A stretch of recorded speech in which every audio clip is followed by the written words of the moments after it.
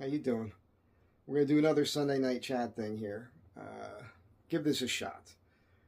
Tonight I'm gonna tell a story that happened to me, and I have a video of it up already, and I made it years ago. I haven't watched it in years, so this is partially an experiment for me too, because and it helps you too, because I'm gonna put a link to this video in the description. Hopefully you'll go look at it. It's been up for a while. It's got a couple thousand views, I think. But at that time, I had this camera that would only shoot like 7 minutes before it shut off, so I had to keep the story short. So in this one, I'm going to give you more of a backstory to it, and I want you to understand my mindset and everything else, because I'm fascinated myself by the way that the whole thing went down, because it was something that happened, and I blocked it out of my mind for probably close to 20 years or so. And when it flooded back into my brain, the details were so vivid that seemed like it had just happened the day before. And to this day, which is 40 years later, is that right? No, that's not right. Well, 92, 2002, 12, 22, so 32 years later, when I think about it now, it's like it happened last week. That's how vivid it is. So it's pretty crazy. And I know this is a polarizing subject. I know a lot of people will just poo-poo it out of hand.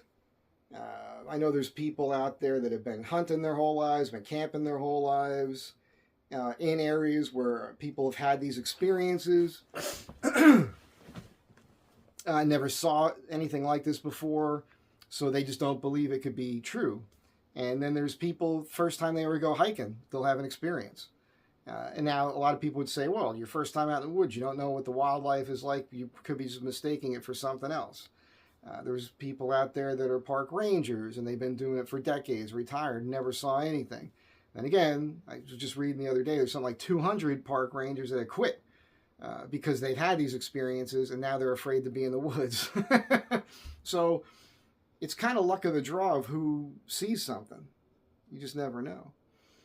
But this whole Bigfoot thing is a thing. It's interesting. So as a kid, I didn't have that Bigfoot thing. Like, I wasn't into Bigfoot. I didn't know about it. There was a show on TV, Leonard Nimoy, In Search Of, and I think they did the Yeti. They might have done a Sasquatch. I don't remember. I remember the $6 Million Man. I remember that they had an episode there where Andre the Giant had the Bigfoot costume on, and a Bionic Woman might have been in that or something. So that's all there is for me in my mind. It's not like every time I saw something in the woods, I thought it could be a Bigfoot. Like today, I think we're all like programmed that way because there's just been so many shows on it and everything else, right? And I just wanted to put that out there because at this point in time, this was September of 1992, and the area where it happened it's an area called the Delaware Water Gap. If you don't know, New Jersey is basically a peninsula, right? It's surrounded on three sides by water, and the west side of the state is the Delaware River. You have to cross all these different bridges to get into Pennsylvania or get down to Delaware or whatever. And this area is a place where I went my whole life, ever since I was a little kid with my dad. And usually it was just me and him, or he and I and my sisters sometimes, because he would take them camping in the summers with us once in a while. Or it was he and I and some of his friends, or one of my uncles, or for hunting. Man, I don't want to go off on too many tangents. I'm prone to that. But when I was a kid, just a quick funny story of being 9 years old, 9 to 11, in that range, they would take me deer hunting, and there was an area in there that had these apple trees, and it was marshy all around there, and thickets and everything. And so they would get up in the trees, stands, and have their little places to hide. And I knew the area so well because I've been going there in all seasons, winter, spring, summer, fall. I knew this whole particular area like the back of my hand. And my job was to go up and around through the thickets, back up close up near where the road was, and then walk back through all the thickets in the marshy area towards the apple trees to flush any deer towards them. And just so you, and they were drinking beer and everything, you know what I'm saying? Like a bunch of drunk guys with loaded guns, with a 10-year-old kid flushing deer towards them. That's a little crazy. That's a little, that's a little crazy. So, and I never saw anything like this as a kid there. But I just wanted to point that out. I had been there my whole life, all seasons, hunting, small game, big game, bow season, rifle shotgun season, fishing. There's little islands in the Delaware River. We had this little aluminum boat. We go out to them and camp on them from time to time. Steelhead fishing, all of it. I know the area and I know the wildlife. You might see a black bear once in a while. Not even down there by the river. I don't ever remember seeing a black bear down in that area on the river. But they're in the general area of New Jersey, in that area, and all over Pennsylvania, right across the river, all of it. And so when this incident took place, it really threw me for a loop. So when I told the story before in the video, I didn't tell any backstory of who I was with really and how that whole thing happened.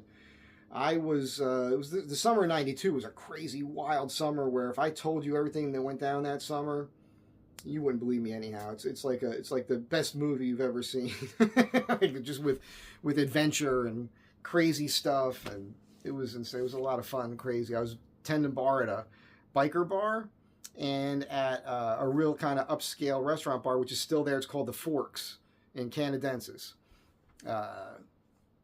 And it's pretty crazy that I was there a few years ago and it was still open. It's a whole other story.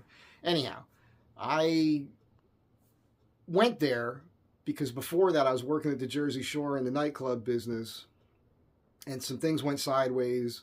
A big time mobster went to jail, and some people I knew kind of disappeared. I was fearful a little bit because I had dabbled in that world a little bit, and what I had learned was anybody that they thought might know something, have anything to do with any little part of the business, some of those people were just disappearing. Two of my good friends that I worked with, they weren't good friends. I didn't grow up with them. They were guys I met on that job that we bonded pretty well and we did some stuff. They disappeared. When I asked about them, the story was they moved to Florida. So I thought to myself, maybe I should just leave like I moved to Florida. And that's what I did. And I went up to where my dad was living in Canadensis in Pennsylvania. And like I said, I was working these two joints. Went through the whole summer, had a great time. And a woman that I had known from when I was DJing down at the Jersey Shore, and I had spoken on the phone a bunch of times. We hooked up. She was much older than me. I think she was like in her 50s. And I was, this is the part of the story I left out, like I said in the other video, because it's a little more entertaining for you guys. The men here will appreciate this story. So she was hot to trot, man. I was 24 years old, cute kid, good shape.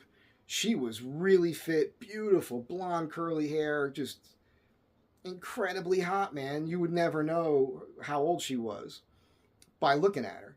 And I called her. I said, hey, I haven't spoken to you in a while, but I'm leaving town. I just figured I'd let you know because I had planned to, I didn't tell anybody where I was going. I went up there for that summer, got a different car, changed a few things in my life around, and then I was going to really kind of disappear. And the plan was drive out here, which I did. But before I left, I called this lady. So she's like, well, I want to hook up with you again, so let me come up and see you. And she said, I want to go camping. I've never really done much camping, and we could run around the woods naked and have a good old time. So I'm like, okay, talk me into that one. Here, twist my arm on that. The funny thing is, and ladies, if you're watching this, forgive me, because I mean, this is a Bigfoot story, but you guys know how I am here. I pepper a little bit of everything in there. But she came up, and this night, it was a pretty slow night at the bar. I think it was a weeknight. And the bikers were in there. You've probably heard me tell the stories about these guys before. I'm not going to get into that. And she was so hot, I had to close the bar early because she was causing a commotion with the attention that she was getting from the guys. And I just was like, come on, man, I can't have it. I closed the bar early, and then we messed around on the pool table. It was awesome. It was awesome. It was, again, it was like a friggin' movie. It was awesome. The next morning, we got up early. Now, I knew this area, okay? The Delaware Water Gap area. Just in case you don't know, you take Route 80 from New Jersey. If you're going into Pennsylvania, there's a bridge that you take right into Pennsylvania. And as you approach that bridge, you can veer to the right. And there's a parking lot area there where you can climb up this trail and go up the mountain. And that's what we did. As a kid, every time I went there, I wouldn't go there. We would go down the road that went down and along the river. And there's parts of that road that's pretty close to the river, but then as you skirt the mountain, that area gets much wider. And there's some at the time, there were campgrounds there was hunting there was all the stuff that you can do. My father and I would go up these little kind of like ravines that had like a brook coming down them at times. I shot a gun there when I was a little kid. My dad carved a bullet out of the tree to show me how far it would penetrate and all that. I still have that round. And there's a lot of great experiences there. But I don't recall ever really going all the way up on the top of the mountain with him before. Now, 2 years earlier than this, to give you a little backstory here, there was an incident as well. I've got two other incidents that could be Sasquatch Bigfoot stories. I'll tell you what they are. This is one of them. 2 years earlier in 1990, I was camping up there. There's a place called Sunfish Pond. And I was up there with my buddy Lance. You know, this guy was in the Corps for almost 30 years, like 27 years or something. And we both went to high school together, and he did reserves for a while. When he was doing that, we went to college together. It was great because we took a lot of the same classes, and we were competitive about getting A's. So, you know, we fucked up the curve for everybody else in every class that we shared, you know, because we got A's, you know. Philosophy class was a lot of fun with him. And anyhow, we went on this camping trip. And I remember Easter 1990, the hiking stick you'll see me use from time to time I made on that trip. Early in the morning, we're right there on Sunfish Pond. We got our tents, and we straddled this kind of walk path area. And Lance was, 10 feet away or so. That guy can snore, so we had separate tents. And before the sun came up, it was probably 5:30 in the morning, I was awake, and something walked between our tents. I remember this. He was snoring away, so he didn't hear anything. And this thing, I remember thinking to myself, that's a massive, because it felt heavy. Like, it was hard packed ground, like, felt like rock practically, so it wasn't going to leave any footprints. But I could feel the earth. And I remember thinking it was weird that I only counted like 3 steps. And within those short steps, it had crossed over a huge, I could tell. Tent isn't very thick. It's a piece of fucking material. So it was basically like being there, but I couldn't see through the tent. But something basically went, whoom, whoom, whoom. Funny thing is, the pace of the steps, if you walked, it's like step, step, step, step, step, step. Normal walking. Da, da, da. This thing went boom, boom, boom. And within a few steps, it had probably gone 12 feet or so. That's how it seemed to me in my mind. And I remember laying there like, that's odd. What the hell? What could that have been? And I was awake, but I was like, I'm just kind of like, I wanted to just stay in bed. It was chilly. How it is when if you haven't been camping before, when you're in a nice little cozy little sleeping bag and it's cold outside, there's not much that's going to get you out of there. Unless there's something dangerous going on or you're going to take a leak. So I remember talking to him about it. He couldn't give me his opinion on it because he didn't hear anything. So that was one time. And then another time, around that time, I'll jump back to the story. Don't worry. I'll get there. You know me. I'll always bring you back. My dad had this property in Canadensis up on the mountains, and his property backed up against like a preserve or something where nobody else could build around him, which was great because deer would come up. I am going to go off on some tangents because these are fun. My dad, when he moved there, that's when he got heavier because he didn't get any more exercise. For instance, I brought him up a big cast iron wood burning stove, installed it in his living room. He had my 30-30 rifle it's got a scope on it sitting there, and these binoculars I gave him. And it's the winter time and it's snowing outside, it's cold outside, but we got the wood burning stove going and the window open because it's so hot. And the dog's out there and we're watching a movie and the dog starts barking and my dad gets up and he grabs his binoculars and it's a deer with a rack.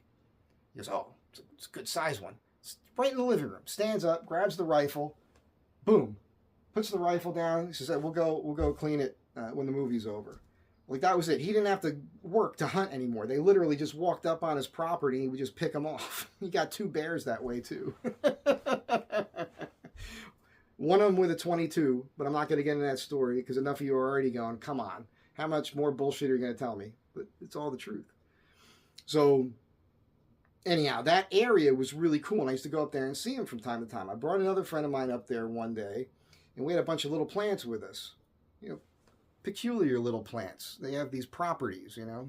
Once they get big enough, they bud in a certain way, and then when you dry it out, you can, you know, chop it up and smoke it, and it really puts you in a good mood. You know what I'm talking about. So we had these little plants with us, and we walked through this refuge area, down through this place. It used to be a creek, and beaver had come. I watched this whole thing take place over years where beaver came, cut down a bunch of trees, blocked up this brook, flooded this whole marshy area, created a whole new ecosystem with bass. You could fish in there. I watched that happen within like a 6-year period. Crazy. So we walked through that, cross over. We go these areas where there's one spot where there are some homes, pretty rural, and a lot of great experiences through here with deer. The stuff that I saw in nature, I would just stumble upon. It's mind-blowing. Anyhow, we got through all these areas. We went up this mountain. We found this fire break going up this mountain. We walked up it, and we found a nice secluded spot, and we planted these plants. And we figured we weren't going to go tend them. It was just an experiment. And I said, I'll come back in months and check it out and look for them. So enough time had gone by, and I went to go look for these plants. I walked through all this stuff, and I'm walking up, and there's no wind. It's dead silent. And I'm walking up, and about 100 yards away, a tree goes down for no reason. Now, this could just happen, but I only bring it up because sometimes people talk about these creatures like pushing trees over. So I'm not saying that's what it was because I didn't see anything else. But those are 2 other instances where I didn't see it, but they were slightly odd circumstances. Neither of these things did I think about when I had this next incident that I'm going to tell you. So here's this lady. We had a great night at the bar on the pool table. Sadly and embarrassingly, I don't even remember her name. I don't have her contact information anymore. I wish I did. Yeah, I say that now, and I have an old book that probably has her number in it, but I couldn't tell you which girl it was. That's pretty pathetic, isn't it? Sorry. It's the truth. So we go to do this trip. So we get up the next morning. We drive, do this loop on Route 80, come back around. We park at this parking lot, and we climb up this mountain. My plan was, I'd never done this before, but I kind of knew where Sunfish Pond was. And I thought, okay, if we climb this part of the mountain trail and get up on top of the mountain, we walk in that general direction, we should be able to find Sunfish Pond. I've been there before, and I know that area. I figured we could get up there and camp. I guess it was further away than I had realized. Anyhow, we're hiking through the woods, and we come up on this, we're breaking through the tree line, and there's this big, big area. It's like maybe not quite a football field. Maybe it's like 75 yards, something like that, across the tree line. And it's a big, from your perspective, you're walking into the grassy area. The trail comes up and it bends. So it's like a boomerang shape. And there's a big line of the tree line that comes around, like a big semicircle. So the trail comes out, goes through this tall grass. You can clearly see a defined path. It's like dirt. That's how often it's been walked on. You walk up, you take the bend, and you go back into the trees. I sketched it for you here. I hope you guys can see this, and those little footprints there, you'll see, but you see that little mound there at the bend in the trail, right? So we come out of the tree line, and I see this right at the grass is about 40 inches tall. And I see right away this big mound of hair. That's it's like a reddish brown hair. It was such a mass. It was so huge. I instantly went bam like this. She was a little bit behind me because it was a narrow trail, and I was taking the lead because you don't know what you're going to run into up there, right? Just trying to be. Normally, a woman, you let a woman walk in front of you. It's not always the smartest thing to do when you're out in the woods, because you could stumble upon a bear or something like that. So I'm ahead of her, and I just went like this. I also knew, I'm remembering this like it just happened, that she doesn't know what this means. So I went like this to her, like, shh, And I went back and I looked.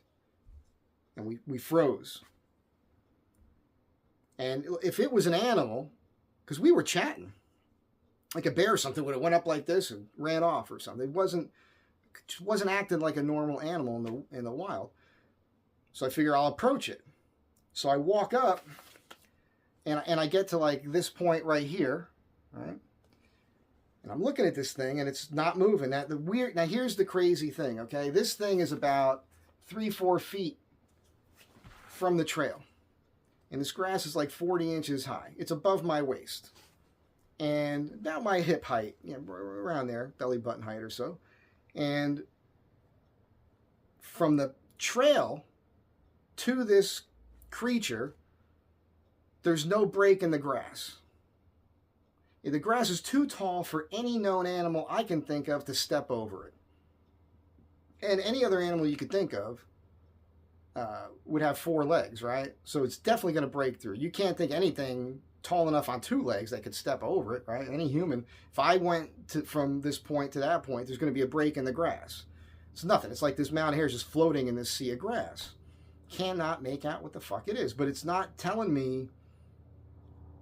Again, I know all the animals there. I grew up hunting, killing shit, skinning it, gutting it, eating it, the whole thing. I know. I'm not afraid. I'm 24 years old. I was already out of the Corps by then. Not really afraid of anything. Now I get directly behind it, right? Directly behind it. By the way, that first spot, I stood there for probably a minute or more contemplating what to do. Now I get behind it, and then this is where these details are, they're so fucking vivid in my mind, man. It's really crazy. I'm looking at it, and basically the position it's in is like this. It's doing this sort of thing here. It's just hunched over. So I'm seeing from the top of the crack of its ass to the top of its shoulders. Right? That's all I'm seeing. Now a bear has a spine, that comes up out of it, and bear doesn't have shoulders. This thing was built exactly like a human being, the anatomy of a human being. But massive and just massively muscled. I could see the deltoids rolling over and the shoulders. And I'm doing this because this is the size of it. And a bit of a taper, but the whole thing was very thickly built. And the lats into the spine, and here's the thing. It was reddish brown hair, shiny, healthy, no smell. I never smelled anything. I didn't even see it breathing. God, I don't know how to explain. The hair wasn't like, you'll hear some people talk and say like dreadlocky hair and all that. No, this was beautiful hair. It was like perfectly matted down and shiny. The sun was out. It was like 8 o'clock in the morning. The sun's glistening off there, and I could see all the striations in the muscle, like a bodybuilder, bam, like the striations you can see in the chest, just wasn't even trying to flex. That was just naturally like that. And at the base of the spine, you'll see like on some bodybuilders or even a gorilla, you get that triangle right at the top of the crack of your ass. It was an incredible specimen that looked human, but I measured from the top of my ass to here. It's only like 27 inches, something like that. Rough guesstimate. This thing, from that point, from the top of the crack of its ass to the top of its shoulders, was a minimum of 4 feet. I've been building houses. I know I carried sheets of sheetrock and drywall. That's the same thing. Plywood around. I know what 4 feet looks like. very good at gauging distance from the trail through the grass to where this thing started was no more than 4 feet. Could have been a little bit less. And from the top of its ass to the top of its shoulders, a minimum of 4 feet. Okay? Now, again, never thought Bigfoot, did not know what to think. All I know is my brain is going 100 miles an hour trying to figure out what it could be. And I didn't know what it was, you know. I had no idea, but there was no weird behavior. It wasn't, I thought me coming up on it, it was so funny. My thinking is I'll walk up to it, it'll hear me and spook and take off. I figured it would probably take the path of least resistance and just dart off into the trees or something, whatever the heck it could be, before I got directly behind it. And now my mind is going, now I don't want to make too much noise or spook it. Now, I did have a thought of if I had a stick, I didn't have it with me, but I thought if I had a stick, I could poke it. And I remember as soon as that thought, at the same moment, that was what was going on in my brain. I was having too many thoughts at the same time. Because I remember thinking I'd poke it, but then I thought this thing is so powerful. Even though I never saw it stand up or anything, I imagined in my mind something standing up and being able to basically rip my head off. Like right off my body. Like based on the musculature I could see, whatever that thing was could do that. Then went just beyond it, right? So there was 3 major stops here. And by the way, I did a little sketch of kind of like, that's not exactly what it looked like because the perspective is wrong, but just so you guys could get like a mental image. I think that might help you. You know, that's kind of like what I was seeing. I'm telling you, this close, man. You can't screw that up. My eyes were perfect. I mean, and it's burned into my brain. So, yeah. So I get to the 3rd position, and it's not doing anything. And I'm just like, okay. I just waved her over. And so she walked by it. She stared at it and saw it and looked at it. She kept walking. She walked behind me, and she kept walking, you know, ahead into the tree line. I walked backwards with my eyes on this thing the whole time. Now I say I'm not afraid of anything, and at that point in time, I can't think anything I was really ever really afraid of. But I was rattled, 100% rattled. I wouldn't, you know, you're kind of cocky at that age. I'm not going to admit that to her. She had walked a good, I don't know, I'm going to guess 15 feet or so into the woods. And I walked backwards and caught up to her. And she says, "What is that?" And I said, "I don't know." And as we're having that conversation, this thing gets up. And it starts walking. And I try to run back to catch a glimpse of it. What I hear and feel, okay? This thing, when it walked, it hit the ground so hard with so much weight. I could feel it in my body, like in my chest, like I heard,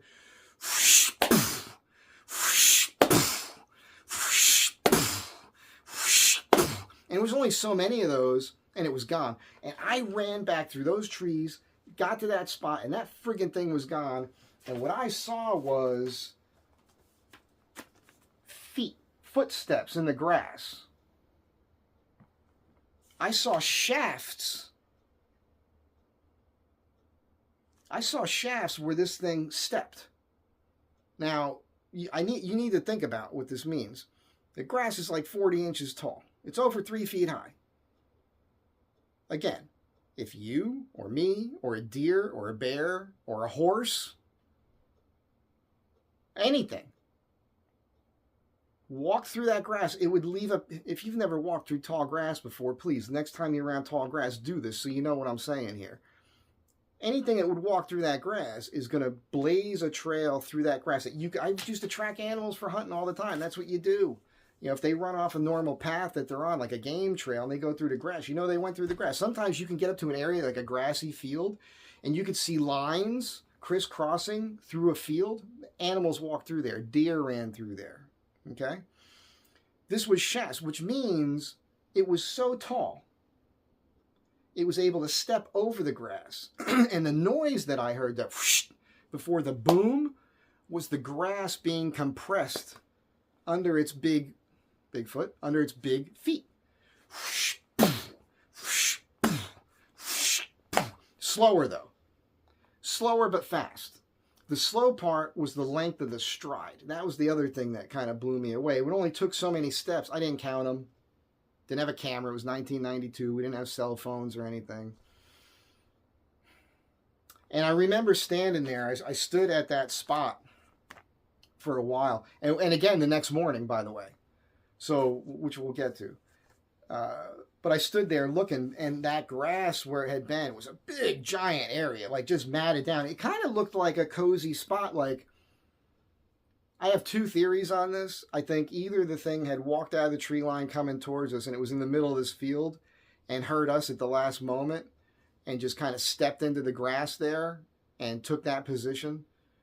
Or it had been laying in that position, kind of like napping, basking in the sun, kind of just like, like in a field position hanging out, and then heard us and spun up in that way, giving us its back. And I've thought about this since then, thinking it's like the mindset of a kid, maybe. Like if I do this and don't move, I'm invisible, they can't see me, something like that. A lot of people who've had these experiences, they'll say the thing freezes. And if it's enough distance, people aren't actually sure what they're seeing because it doesn't move. Other people say they go behind trees and pop back out, But they have kooky movements to throw you off. And they're used to doing that for hunting animals because that's what they would do. They're predators, right? They're going to eat deer and all that sort of thing. And that's the sort of thing they got to pull on deer too, right? Too much movement, it's going to spook something. So that's how their brain's going to work. Anyhow, I was rattled. We kept going. We never did find Sunfish Pond, and my mind was not on this trip anymore, as you can imagine. And she wanted to get it on, and I wasn't having it. There was no way. I wasn't going to get an erection, that's for sure. There was no way. And which totally disappointed her. So, I'd set up the camp, set up the tent. We probably had a fire. Honestly, I don't remember if we had a fire or not, but I do know she was disappointed because I wasn't in the mood. It got late enough. She went in the tent, went to bed. I went in there with her. When I knew she was out cold, I got up. The only weapon I had on me was my K-bar. And I got out of the tent, and I went up, I don't know, maybe 5-6 feet away from the tent, almost like I was using her for bait, I guess. That's the first time I ever had that thought, till just right now. But I guess that's kind of what was on my mind. That's fucked up. But I remember I just sat up against this tree all night and stayed awake all night long with this knife in my hand. That's what I did. It's crazy. And the other weird thing is that camping there in most seasons, I don't never camp there in the snow. Doesn't matter. This was early September, first week of September, I think it was, 1992, and it was silent, which is very rare for this area. Like I remember forever being there and having a hard time falling asleep because there was always all these crickets and everything. But there was just dead silence all night, which is another rare thing. There was somewhere across the way, there must have been water that we weren't close enough to. And then across that, up on some ledge, I remember there was a fire up there, a long ways away. Like, I couldn't tell you, half a mile or something. Maybe not that far. Maybe 5 football fields or something. You couldn't see anything. It was dark, but I remember seeing a fire and hearing, like, in the faint distance, people a little bit. That was the only thing. And then that went away, like, in the middle of the night. They all went to bed. And, yeah, so that's that story. And in the morning, we walked back the same way, and that's when I really stopped and studied that depression in the grass. I do remember looking for hair. Again, Bigfoot never entered my brain, man. Now, here's the crazy thing. I pretty much instantly forgot about it. I think the experience was so kind of like dramatic in my mind, like as far as I just couldn't make sense of it. I could not make sense of what we had experienced, what I saw that close, and the footprints through the grass and everything else. I just couldn't process it. And so my brain forced it out of my memory completely. If you had asked me 5 years later, if people were talking about Bigfoot, never would have thought of it. Still wouldn't, never even entered my brain. Never thought back on it. Never had a recurring memory of it. Nothing. Totally out of my brain. And like 20 years later, there's all these Bigfoot shows and everything, and I started watching them. And I had been watching it. I'd watched a few episodes of, I don't remember what show. Hunting Bigfoot, Finding Bigfoot, I don't know. And I don't know what episode it was or what show it was. I just remember one night something jarred it. And I had this flood of emotion, and it was funny because it was, well, it wasn't funny at all. It fucked me up because it was emotional and physical. Like I had a physical feeling in my body and an emotion. And I remember I sat right up and go, oh my God, it had to be that. There's nothing else it could have been. It was this crazy epiphany. And like I said, it was something like 20 years later, and those memories, like the whole thing in my brain, like it just happened the day before. And now it's there forever. It's totally burned into my brain, and that's the deal. So that's the story. That's the story. I did write something down for myself. I didn't want to forget. No, I think I told you everything here.